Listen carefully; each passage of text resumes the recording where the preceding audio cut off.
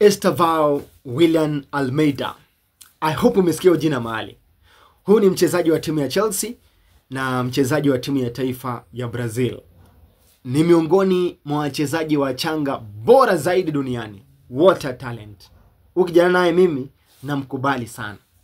In the last 5 games amefunga 6 goals. Estevao Willian. Yani sijui Arteta walikuwa wapi? Ma scouts wa Arsenal walikuwa wapi kumpata huyu kijana? Ma scouts wa Real Madrid walikuwa wapi kumpata huyu kijana? Ma scouts wa Barcelona walikuwa wapi kumpata huyu kijana? Ma scouts wa Manchester United walikuwa wapi kumpata huyu kijana? Because huyu kijana ni talent, asikudanganya mtu. Chelsea mlipata Estevao, let me tell you, huyu kijana ni mzuri sana. Lakini sasa mahali mnakosea ni kuanza kumkombea mchezaji Estevao na Lamine Yamal. Hapo ndo mnakosea.